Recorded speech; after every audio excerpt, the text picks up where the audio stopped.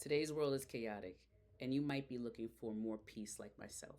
In today's video, we're going to be listening into why less is more and how it can lead to a simple life, and why a simpler life leads to inner peace. This is really important considering that peace comes from within. It's eternal, it's internal, so that means that we have to look inwards in order to have the access to peace. What's the vibe, tribe? Welcome back to Life Student Academy, where we review content that inspires, informs, and helps us to grow spiritually so that we can thrive in all areas of our lives. I've always heard the term less is more, and I felt that I've had a pretty profound concept and understanding of this term. I never related it to the magic of a simple life. Now, the meaning of the word simple is very subjective, but I think overall, many people have the concept that it means boring. So, if we're talking about a simpler life, we're talking about a more boring life. However, I took the liberty to define this word for us really quickly before we get into the video. Simple in the Oxford Dictionary actually means easy, undemanding, manageable, and effortless, whereas the opposite of the word simple means hard, complicated, and demanding. So when you think about this word and attach it to your lifestyle, would you rather have a hard lifestyle or an easy lifestyle? A complicated lifestyle or uncomplicated lifestyle? A demanding lifestyle or a more manageable and effortless lifestyle? When I looked up this definition, that changed my perspective immediately, and so I dove right into this 6-minute video, which we're about to do right now. But first, be sure that you have your handy dandy notebook so that we could take notes and study together at the end. Let's tune in. Have you ever heard the phrase, less is more, and thought, well, that's confusing. How can having less of something actually mean having more? It's like saying, the less chocolate cake I eat, the more satisfied I feel, which sounds like a downright lie. But stick with me. There's a lot more to this simple idea than meets the eye, or, in our case, the stomach. The magic of less. Thinkers throughout history, from the ancient Greeks to modern minimalists, have sung the praises of simplicity. They argue that by cutting out the clutter, not just in our closets but in our minds and lives, we can actually find more happiness, freedom, and meaning. Epicurus was an ancient philosopher who loved simplicity. He believed that the key to happiness was enjoying simple pleasures. For him, a good day involved a loaf of bread, some water, and a nice chat with friends. No need for expensive wines or fancy dinners. He found joy in the simple things, like the taste of plain bread and the sound of laughter. In a way, Epicurus was the original less is more advocate. He thought that by limiting our desires and not craving luxurious things, we could find true happiness. You wouldn't find him scrolling through an ancient equivalent of Instagram, envying the rich and famous. He was too busy enjoying his simple meals and deep thoughts. The Stoics believed that true happiness comes from within, not from material possessions. They preached that by limiting our desires, we can avoid the pain of unfulfilled wants. After all, if you don't want much, you're never disappointed. They were like the ancient equivalent of those people who have their entire lives in one backpack and go on about how freeing it is. The Buddha also had a thing for simplicity. He taught about the middle path, which is all about finding balance, not going overboard with luxury, but also not living like a hermit. He left his royal life behind to discover that neither extreme luxury nor extreme austerity leads to happiness. Instead, he advocated for a life of moderation. Imagine Buddha at a buffet with endless options. He'd probably take a bit of salad, a scoop of rice, and a piece of fruit, just enough to enjoy, but not so much that he'd need a nap afterwards. The middle path is like choosing a practical, fuel-efficient car over a flashy sports car. You get where you need to go without the extra cost and stress. Many spiritual traditions advocate for a simple life as a path to inner peace and fulfillment. Whether it's the Buddhist practice of mindfulness, the Christian call to humility, or the Zen Buddhist concept of wabi-sabi, finding beauty in imperfection, Simplicity is a common thread. It's about stripping away the unnecessary to focus on the essential. These teachings remind us that simplicity isn't just about decluttering our homes or schedules. It's also about decluttering our minds and hearts. It's about finding clarity and purpose and living in harmony with ourselves and the world around us. The philosophy of less is more teaches us that a simpler life is often a happier one. Modern minimalism. Minimalism isn't just about cleaning up, it's a way of life. It's about making space for what truly matters. Joshua Becker, a modern minimalist guru, says, "The first step in crafting the life you want is to get rid of everything you don't." It's like that moment when you finally delete all the old emails and feel a wave of calm. That's the minimalist dream, a calm, focused life with room to breathe and think. The truth is, our stuff often becomes a source of stress rather than joy. We worry about maintaining it, losing it, or whether we should have gotten a better model. It's like a bad relationship we can't break up with. Philosophers and psychologists alike argue that clutter doesn't just occupy physical space, it clogs up mental space too. It's hard to feel zen when you're tripping over random stuff and can't find your keys under a pile of who knows what. The simple life, in contrast, is like having a clean, open field to play in. There's room to breathe, think, and most importantly, to relax. The joy of JOMO. In our hyper-connected world, we often hear about FOMO, or the fear of missing out. But have you heard of JOMO? It's the joy of missing out. Yes, you read that right. The joy of not cramming your schedule with endless events, the relief of not keeping up with every new gadget, and the happiness of just being.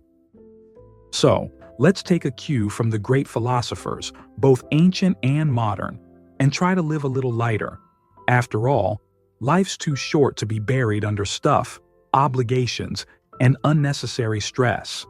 Let's laugh more, love more, and, why not, own less. And don't forget to sometimes use the phrase, "No thank you. I'm enjoying the sunshine." That's it for now. Thanks to everyone who watched. Don't forget to subscribe to the channel for more new content. See you next time. The first step of crafting the life that you want is by getting rid of everything that you don't want. Wow, I really love the gems dropped in this video. I also love the tie between history and the present day. Like, they spoke about the ancient Greeks and their new thoughts around simplicity, and then also today's modern minimalism, which is a common practice for many. I also appreciated hearing more about the philosopher Epicurus. I actually see his name a lot in many of the books that I read that has quotes in it. And he believed that the key to happiness was enjoying simple pleasures. I'm sure that we can go inside of our mind somewhere and find a moment in time that brought us pleasure, that wasn't something that we can hold in our hand in particular, or that we can see, hear, smell, taste, or touch. It might have been a part of the experience, but ultimately it was probably a larger experience that brought that thing into some of the other parts that made that pleasurable for us. Extreme luxury does not lead to happiness. I mean, I love the analogy that they gave about cars. Now, we can have a sports car, or we could have what we call in New York a hoopty, which is a used car that can get us from point A to point B. And ultimately, getting to our destination is actually the most important rather than the vehicle that we are getting to that destination in. I mean, I don't even own a car. So as long as I could get to work by using a bus or a train, I am definitely happy and find satisfaction in the fact that I'm able to achieve my ultimate goal. I even appreciate the playfulness around our consumption through eating. I think about French fries, right? Like, can't just have one French fry. You gotta have as many as possible. Sometimes we even find that we overeat into dissatisfaction, meaning that we're uncomfortable with how much we ate, although while we were eating, it just seemed so delicious, like we needed more. But in actuality, the ultimate goal is to satisfy hunger or a craving. And so, as long as you can have some, maybe not all or maybe not more, we'll find satisfaction eventually, and we'll also be able to get over any humps that we have through cravings. I don't know about you all, but lately I have been having this urge to purge, and I've been listening to conversations of those around me, and I find that other people are experiencing some of the similar things. Like, you really just want to declutter your home and get rid of things. This is actually the ultimate time to begin to do that because spring is coming up next, and of course, we coined this term called spring cleaning, which is the process of decluttering.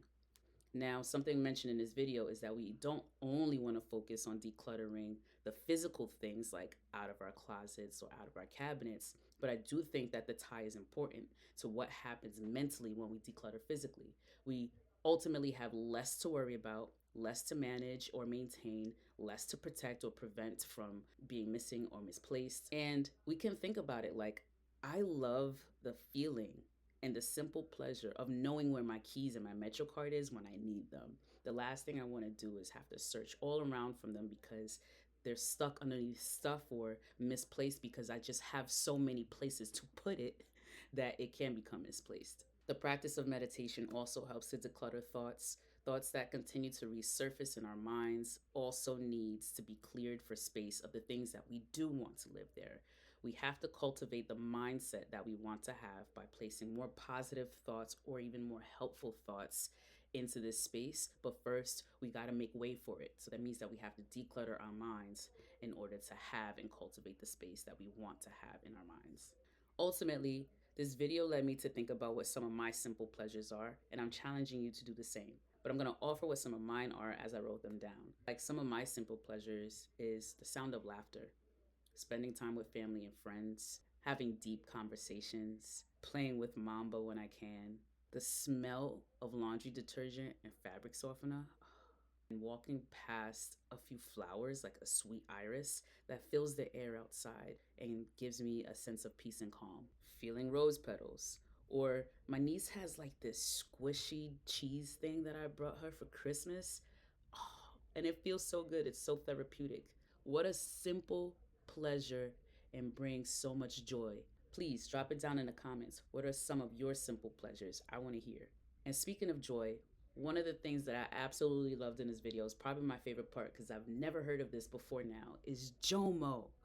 Everyone talks about FOMO, the fear of missing out. However, JOMO, the joy of missing out, I can truly appreciate this, especially now that I'm a bit older and I actually enjoy staying inside a lot more than I used to. There is something about plans being canceled that feels so good to me.